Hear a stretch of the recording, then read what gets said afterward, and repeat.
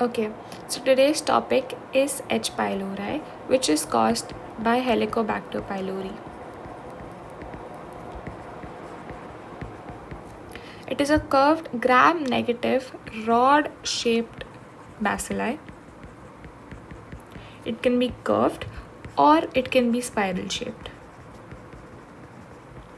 It requires very low oxygen for its survival.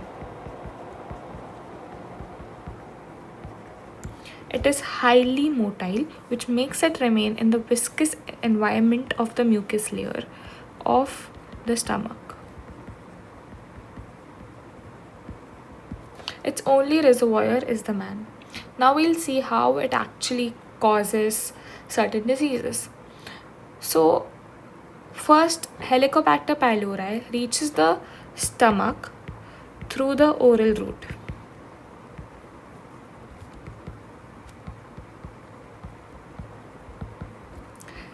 Because it is highly motile, it moves through the gastric mucus layer and reaches the epithelial surface.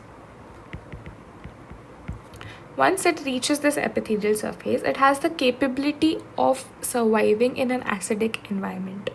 So what it does is, it produces a lot of urease enzyme. This urease enzyme converts urea into ammonia and carbon dioxide, basically neutralizing the gastric acid. It buffers the gastric acid. So what it does is, it releases urease enzyme, which converts urea into ammonia, which in turn buffers the gastric acid. So it prevents more damage to the bacteria itself. And it produces an alkaline environment. After this, the bacterial adhescents of the bacteria help H. pylori attach firmly to the gastric epithelial cells. So H. pylori binds to the mucosal epithelium, expresses adhesion molecules, which helps it being firmly attached to the gastric epithelial cells.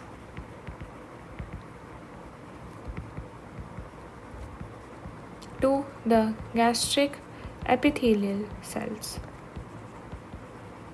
This prevents it from being washed away by the gastric epithelial cells itself.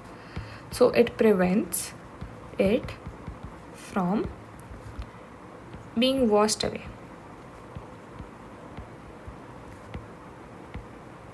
Now, there are certain enzymes that this H. pylori releases to cause mucosal damage.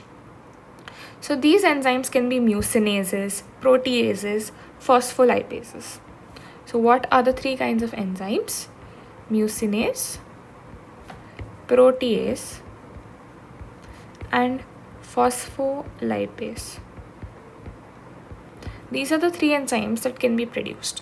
What do? These enzymes degrade the protective mucus barrier,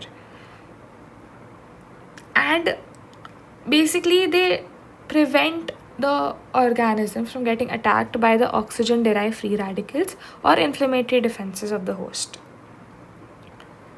After this, there are certain toxins which can cause epithelial injury and inflammation. So there are two toxins. One is a vacuolating cytotoxin and one is a cytotoxin associated gen A.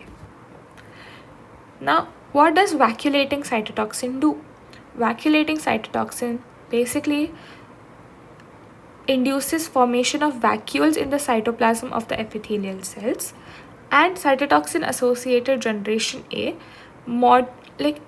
brings about modulation of the host cell metabolism. So how will it do this?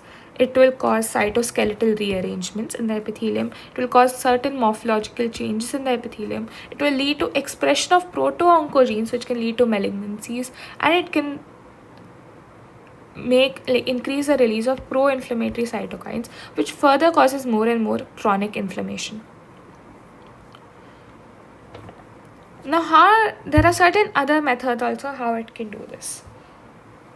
It causes molecular mimicry. There is something called as lipopolysaccharide on the H. pylori bacterial cell, it is identical to the Lewis blood group, which is present on our parietal cells. So there is cross linkage, cross reaction, which leads to downgradation of the T cells. So cell-mediated immunity is less. Autoantibodies are produced which cross-react with these mucosal epitopes, leading to chronic active gastritis. It also inhibits glycosylation and sulfation of the gastric mucosa, which leads to loss of barrier of the stomach, which causes the acid to attack more on the stomach. There are certain genetic conditions, which is polymorphism of the cytokine genes, which causes gastric adenocarcinoma. Other risk factors include smoking, diets high in salt, and preserved foods. So what is the basic flow chart that you need to follow? There is first H. pylori infection,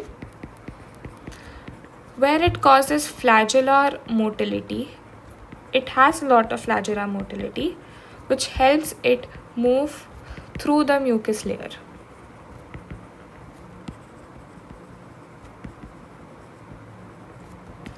Then it causes urease production, which causes it to survive in the acidic environment. Then it has certain adhesins which helps it to adhere to the gastric mucosa.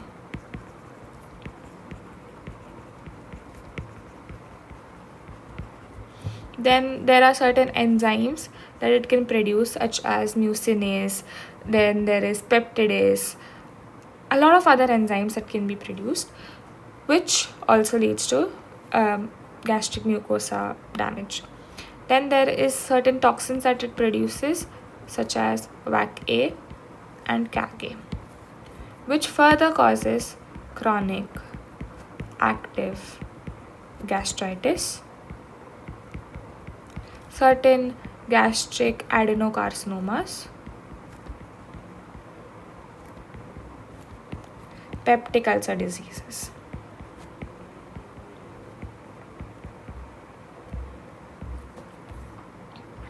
Now we'll see certain clinical outcomes. Like I already told you, it produces inflammation, which later leads to inhibition of stomatostatin D cells. So what is the stomatostatin D cells?